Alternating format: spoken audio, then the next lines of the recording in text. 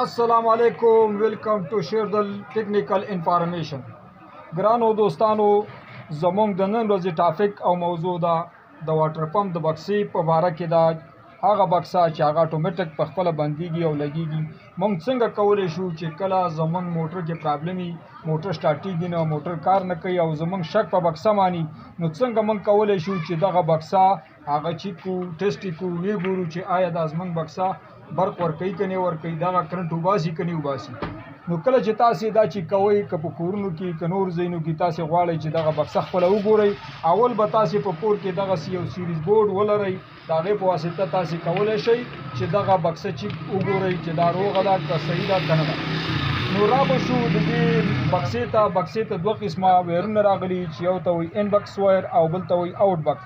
یو چې ان بکس دی هغې کې دې ته اے سی کرنټ راځي چې کوم ډارې کرنټ دی هغه به دې ته ورکوي، خو موږ د سیریز په واسطه باندې چیک کوو. دلته چې تاسې دغه دوه ولګول، بیا به دغه سویچ بټنه به آن کوئ. د دې څخه موټر ته 3 تارونه کوشي وي چې دغه 3 تارونه 3 قسمه رنګونه لري. اکثره دغه زیړ یا توري، نو دغه زیړ یا تور چې دی دې ته وایي کامن تار، ډایرک تار، مین تار هم ورته وایي، او دا آبي رنګ یې چې دی دې ته د رننګ تار وایي، او دغه سور رنګ یې چې دی دې ته د سټارټینګ تار وایي. تاسې به دغه سویچ به آن کوئ، دغه کامن تار به راولئ، ولګوئ نسواري تار سره وګورئ، بیا به د آبي تار سره وګورئ. کله چې ګروپ لګوو دې دواړو، نو تاسې پوه شئ چې دا ستاسې بکسه کرنټ فل وباسي او بکسه هم روغه ده. خو چې کله په یو کې لګوو بل کې نه لګوو، نو تاسې پوه شئ چې دغه بکسه کې پرابلم دی، یا فیوز خراب دی، یا بټنه خرابه ده. نو بیا هغه وخت کې تاسې دا کولی شئ چې دغه وسپړئ. خو چې کله دلته کړنې سو، نو دغه زموږ بکسه چې ده هغه روغه ده، مشکل نه لري. بیا چې تاسې کله ګورئ چې د دې دننه کنډکسر سیستم صحیح دی که نه دی، کنډکسر یې روغ دی که نه دی، بیا به تاسې دغه ډایرک تار، کامن تار راولئ، د دې نسواري تار سره به لږ ساعت ونیسئ.